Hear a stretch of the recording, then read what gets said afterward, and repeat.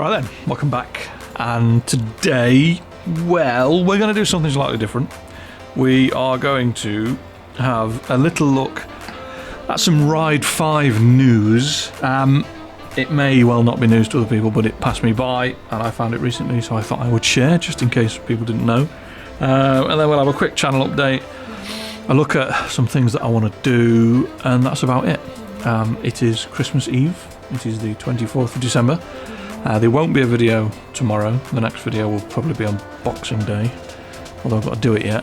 And we'll go from there. So, first up, Ride5. Yes, Ride5. So, very, very recently, I say recently, 24th of October 2022, Milestone SRL, the developer of the Ride games, filed a trademark for Ride5, which means either they don't want anyone else making the game, or, more probably, the game is going to come out at some point. Now, timelines-wise, well, it doesn't bode particularly well for a release in the not-too-distant future. The gestation period for games is a little bit weird.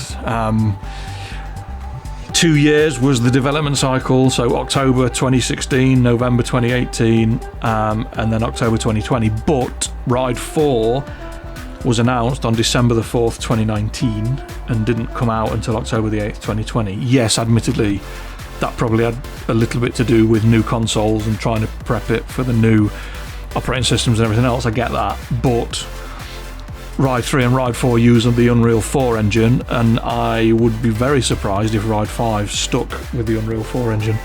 Bear in mind, the Unreal 5 engine is all over the place at the minute. So, my best guesstimate would be we are not getting Ride 5 until at least October 2023, which seems like an unfeasibly long time to wait. Let's just hope it's not the same barrel of turds that MotoGP 22 and the Superbike game were. Alright, channel. What are we going to do with a channel? Well, I had a few technical issues which I've spoken about and caused me to lose vast amounts of footage, and to be honest, I kind of lost my enthusiasm for it. I still enjoy Ride, but I was just every single day, come back from work, do Ride, do a video, do Ride, do a video, and it was just getting a bit much and pushed a bit hard, end up making myself ill. My Crohn's disease decided that it wasn't happy with me burning the candle at both ends, doing a lot of graft at work and then coming back and doing it at home till 11, 12, 1 o'clock in the morning. So yeah, he had to stop. So I gave it a break for a couple of weeks. There was a bit of a gap, and I've just picked it up and I'm doing what I want when I want, and a few bits and bobs. So what we're going to do is we're going to change the way that I kind of deliver videos to you. Rather than just focusing on Ride and putting pressure on myself to hammer loads of content out, we're going to mix it up. I'm still going to give you 3 Ride videos a week, a setup video, an endurance race, and a track guide. I'm going to do a couple of Forza videos, prepping for Forza 8. That's all that is. I want to get back into Forza and work out a video dynamic that works for me and works for people watching it, rather than just loads of gameplay and other bits and bobs, see what it is. It all depends on what Forza 8 contains, obviously. And then we'll do something else. Now, I've called it Game Pass Thursdays because there's loads of games on Game Pass that I don't know exist, so I've made the dangerous assumption that other people don't.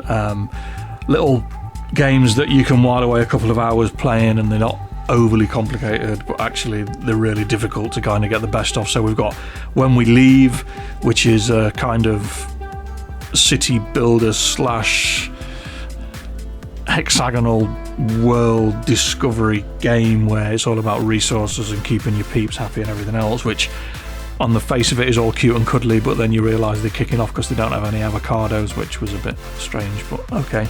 Then you've got an old school side scroller, Far Changing Tides. I've touched on it before. It's quite a nice turn your brain off and go and play it for half an hour, just solving puzzles and trying to get your weird little thing to the other side of the whatever world they're trying to do. And you've got Hard Space Shipbreaker, which is an absolutely, I mean, who doesn't want to be a scrap man in space, stripping down spaceships with a constant risk of blowing yourself into a million pieces or pushing yourself into a furnace that runs at millions of degrees Celsius. The controls are a bit janky, I'll admit that. However, the actual game itself is very entertaining. The scope for disaster is just off the charts. I find it very therapeutic. I find it quite relaxing. Mistakes, I punish myself severely for mistakes. I don't like making mistakes, but it's just one of them games where you can start off and the first ship takes you 2 hours to take to pieces, and then you get to a massive like tanker ship and you're like, well, I know what I'm doing now, and you chop it all to pieces in about half an hour, and it's mega. And last but not least, we've got this. And get my knife back. Then we'll talk. Maybe take you out to Glumpy's to celebrate. All right, so yes, high on life. Now, the whole Rick and Morty thing passed me by completely, way out of my arc. When I was a young man and Rick and Morty came out, I decided to join the military and went gallivanting around the world. So it missed me completely. I am not familiar with the writing style or anything else about the game. However, I downloaded it, played it for about half an hour, and my brain came out of my arse. It's just so mental, but we'll give it a go. I might do additional stuff on a Sunday. I've left Sunday blank, and then got motorbikes as well when the weather's really, really nice. So I've got Thursdays and Sundays where I can do other stuff. I might not give you a setup every week. I might not give you a track guide every week. It just depends what I've done. So I can always backfill with other stuff. But yeah, there we go.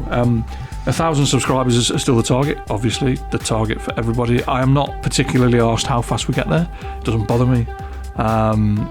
And we'll just keep going. I will get around to answering all the comments. I've got about 100 to get through. I just haven't even clicked on the comments tab on the YouTube channel recently. I've been feeling like shit and didn't want to give people half-assed answers. So I will get around to it over the holiday period. I'll try and sweep them all up, and we'll get back to normal service being resumed in the not too distant future. And that's it. Hopefully Ride 5's not too far away. Hopefully the changes to the channel work for everybody. If they don't, let me know. If they do and you prefer it, again, let me know. My decisions on what I do are based around the feedback that you give me. It's not just me going bollocks to everybody. I'm going to do what I want. And yeah, that's it. So I hope we have a good festive period. I hope Santa brings you all the toys that you want. And hopefully we'll all carry on in the new year in good spirits and good health, and everyone will have a whale of a time. So thank you for your support this year. I really appreciate it, and thank you for your continued support as we move forwards. Have a good Christmas. I will see you all soon.